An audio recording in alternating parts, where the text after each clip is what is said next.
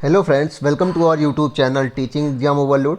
दोस्तों, आज के सेशन के अंतर्गत आपकी जो सीटेट जुलाई 2024 की क्लासेस चल रही हैं उसमें आज से हमारी हिस्ट्री की क्लासेस भी स्टार्ट होंगी, जिसमें आज हमारी हिस्ट्री की पहली क्लास है। और इसके अंतर्गत आज हम क्लास 6 हिस्ट्री के चैप्टर नंबर 1 को पढ़ेंगे, जिसका नाम है क्या, कब, कहाँ और कैसे। तो आज का हमारा टॉपिक क्या है? क्या, कब, कहाँ और कैसे, जो कि क्लास 6 हिस्ट्री का चैप्टर नंबर 1 है। चलिए फिर सेशन को शुरू करने से पहले हमारी एक रिक्वेस्ट है कि हमारे चैनल को सब्सक्राइब करें, लाइक करें तथा ज़्यादा से ज़्यादा शेयर करें। और हमारे टेलीग्राम चैनल का भी लिंक दे दिया गया है, आप इसको टैप करके आप हमारे टेलीग्राम चैनल पर जा सकते हैं। आपको सारी जानकारी और सारी PDF वहीं पर मिलती हैं। चलिए फिर सेशन को शुरू करते हैं। तुम्हारा पहला चैप्टर का नाम क्या है?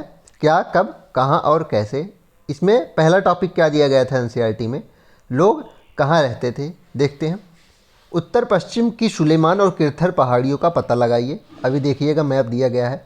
इस क्षेत्र में कुछ ऐसे स्थान हैं जहां लगभग 8000 वर्ष पूर्व स्त्री पुरुषों ने सबसे पहले गेहूं तथा जौ जैसी फसलों का उपजाना प्रारंभ किया। ध्यान रखिएगा, गेहूं तथा जौ जैसी फसलों को सबसे पहले उपजाना कहाँ शुरू किया गया? सुलेमान और किरथर पहाड़ियों के आसपास के क्षेत्र में, जो कहाँ है जी, ये देखिए सिंधु नदी के पश्चिम साइड है। आगे देखते हैं। अगला बिंदु इसमें है कि उत्तर पूर्व में गारो तथा मध्य भारत में विंध्य पहाड़ियाँ का भी पता लगाइए। ये कुछ अन्य ऐसे क्षेत्र थे जहाँ कृषि का विकास हुआ। जहाँ सबसे पहले चावल उपजाया गया वे स्थान विंध्य के उत्तर में स्थित हैं। तो सबसे पहले जहाँ चावल उपजाया गया था वे विंध्य पहाड़ियों के उत्तर में, ये जो गंगा नदी के मैदान थे यहाँ उपजाया गया। और गारो पहाड़ियाँ इधर हैं, ये देखिए, और विंध्य पहाड़ियाँ ये हैं, यहाँ भी फसलें उपजाई गई थी। ये कुछ ऐसे स्थान हैं, ध्यान रखिएगा। तो NCERT में इतना दिया गया था पहले पैराग्राफ में। आगे देखते हैं। मानचित्र पर सिंधु तथा इसकी सहायक नदियों का पता लगाने का प्रयास करिए। सहायक नदियां उन्हें कहते हैं, तो सहायक नदी किन्हें कहते हैं? जो एक बड़ी नदी में मिल जाती हैं, मतलब पहले वो स्वतंत्र बहती रहती हैं लेकिन अंत में वे बड़ी नदी में मिल जाती हैं। लगभग 4700 वर्ष पूर्व इन्हीं नदियों के किनारे कुछ आरंभिक नगर फले फूले। गंगा व इसकी सहायक नदियों के किनारे तथा समुद्र तटवर्ती इलाकों में नगरों का विकास लगभग 2500 वर्ष पूर्व हुआ। तो कथन में पूछ लिया जाता है, ध्यान रखिएगा। ऐसे प्रश्न कैसे आते हैं? कथन में आते हैं कि लगभग 4700 वर्ष पूर्व सिंधु तथा उसकी सहायक नदियों के किनारे आरंभिक नगर बसे। तो पहला कथन बिल्कुल सही है। दूसरा कथन दे दिया जाएगा कि लगभग 4000 वर्ष पूर्व गंगा तथा गंगा की सहायक नदियों के किनारे आरंभिक नगरों का विकास हुआ, या फिर नगरों का विकास हुआ। तो दूसरा कथन गलत है, क्योंकि NCERT में दिया गया लगभग 2500 वर्ष पूर्व गंगा के नदियों के किनारे, गंगा तथा उसकी सहायक नदियों के किनारे नगरों का विकास हुआ था। ध्यान रखिएगा। इसमें देख लीजिए, सिंधु तथा इसकी सहायक नदियाँ ये हैं। लगभग 4700 वर्ष पूर्व यहाँ विकास हुआ था आरंभिक नगरों का।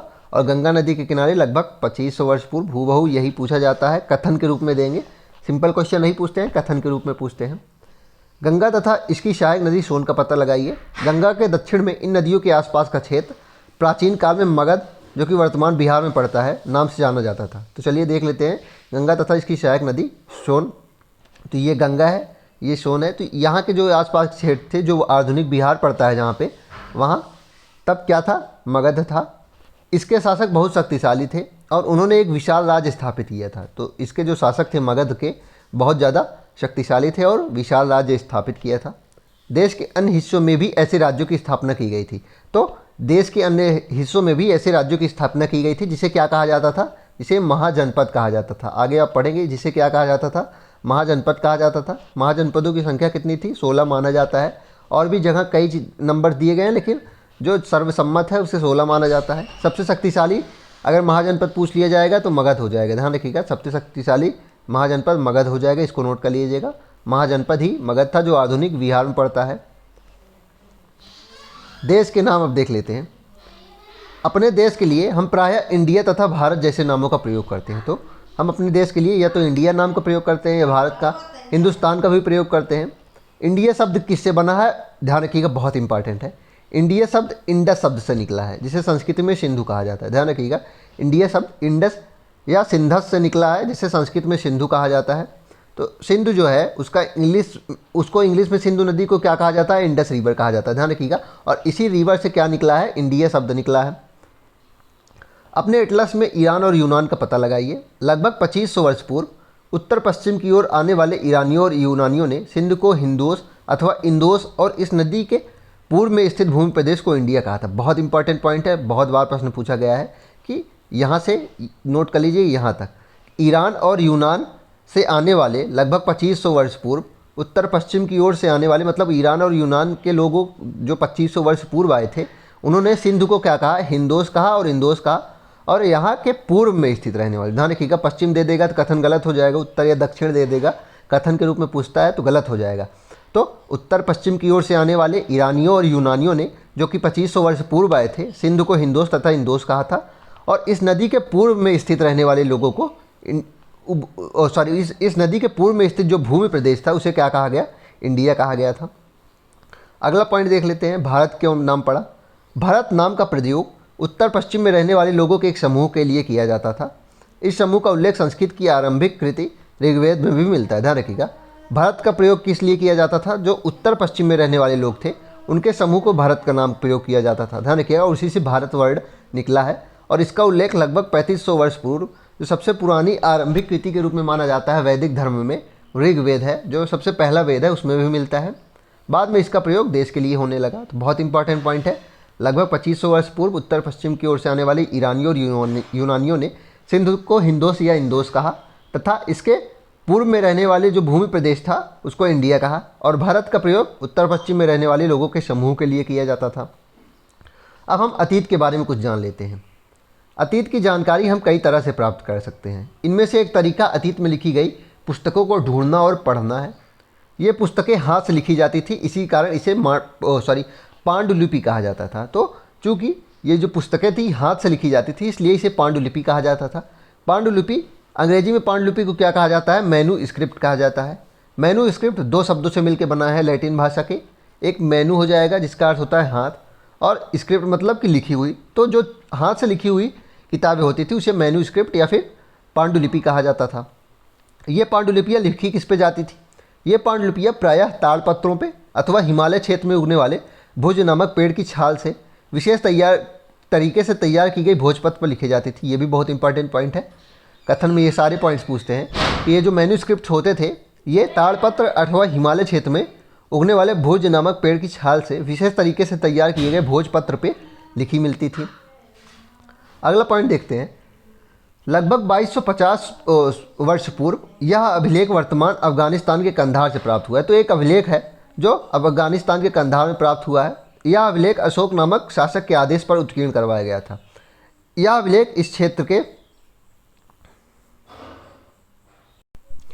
में प्रयुक्त होने वाली यूनानी तथा अरामाइक नामक दो भिन्न लिपियों तथा भाषाओं में है। तो इस अभिलेख के बारे में दिया गया है, एक अभिलेख दिया गया था एनसीईआरटी में, उसका इमेज लगाना शायद भूल गए हैं हम लोग।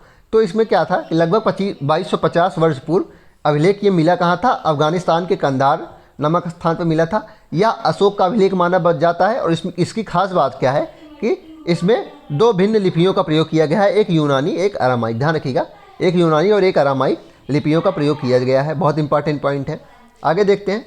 अब हम अगला पॉइंट अपना देखेंगे, तिथियों का मतलब। हमारा अगला पॉइंट क्या है, तिथियों का मतलब। अगर कोई तुमसे तिथि के विषय में पूछे तो तुम शायद उस दिन की तारीख, माह, वर्ष जैसे कि 2000 या इसी तरह का कोई और वर्ष बताओगे। वर्ष की यह गणना ईसाई धर्म प्रवर्तक ईसा मसीह के जन्म की तिथि से की जाती है। तो वर्ष की जो गणना की जाती है वह ईसा मसीह के जन्म की तिथि से की जाती है। अतः 2000 वर्ष कहने का तात्पर्य क्या है, ईसा मसीह के जन्म के 2000 वर्ष बाद ईसा मसीह के जन्म के पूर्व की सभी तिथियों में ईसा पूर्व कहा जाता है या फिर ईसा से पहले। और इस पुस्तक में हम 2000 को अपना आरंभिक, मतलब इसमें एनसीईआरटी में 2000 को आरंभिक बिंदु माना गया। पूछ सकते हैं कि एनसीईआरटी पुस्तक में तिथियों का आरंभिक बिंदु किसे माना गया है, तो सन 2000 को माना गया है। अब तिथियां, अभी आप आगे देखेंगे और भी चीज़ें तिथियों के बारे में। अंग्रेजी में BC या फिर बिफोर कॉमन एरा, हिंदी में ईसा पूर्व का तात्पर्य क्या होता है, बिफोर क्राइस्ट। ध्यान रखिएगा, BC का अर्थ क्या होता है, बिफोर क्राइस्ट, या फिर BCE इसे कहते हैं, बिफोर कॉमन एरा। और इसका अर्थ क्या है, ईसा पूर्व, मतलब ईसा मसीह के जन्म से पूर्व। कभी कभी तुम तिथियों में AD लिखा हुआ देखोगे, जिसे ईस्वी कहा जाता है हिंदी में। यह एनोडोमी नामक दो लैटिन शब्दों से बना है तथा इसका तात्पर्य ईसा मसीह के जन्म के वर्ष से है। ध्यान रखिएगा, एनोडोमिनी का अर्थ क्या है, ईसा मसीह के जन्म से के वर्ष से है। कभी कभी AD की जगह पे क्या मिलता है, CE अर्थात कॉमन में एरा मिलता है। और BC की जगह पे क्या मिलता है, BCE अर्थात बिफोर कॉमन एरा मिलता है। अब इसमें एक चीज़ और देख लीजिए, मतलब मान लीजिए ये ईसा मसीह का जन्म है, इसे एक बिंदु मान लिया गया है। अब मान लीजिए कि इसमें लिखा गया है 47 BC, इसका मतलब क्या है कि ईसा मसीह के जन्म से 47 वर्ष पहले, ध्यान रखिएगा 47 BC का मतलब क्या है कि ईसा मसीह के जन्म से 47 वर्ष पहले। और अगर 2024 AD है, AD ही इसको माना जाता है, इसका मतलब क्या है कि ईसा मसीह के जन्म से 2024 वर्ष बाद, ध्यान रखिएगा 2024 AD का मतलब क्या है, ईसा मसीह के जन्म को 2024 वर्ष हो गए हैं। और 127 BC का मतलब क्या है कि ईसा मसीह के जन्म से 127 वर्ष पूर्व। तो ध्यान रखिएगा समय ऐसे ज्ञात किया जाता है ईसा मसीह के जन्म को एक केंद्र बिंदु मानकर। आगे देखते हैं अन्यत्र में क्या दिया गया था। अज्ञात लिपि को जानने की एक प्रसिद्ध कहानी उत्तरी अफ्रीकी देश मिस्र से मिलती है। लगभग 5000 वर्ष पूर्व यहाँ राजा रानी रहते थे। तो यहाँ एक लिपि दी गई है, देख लीजिए, तो ये एक लिपि दी गई है। मिस्र के उत्तरी तट पर रोसेट्टा नामक एक कस्बा है।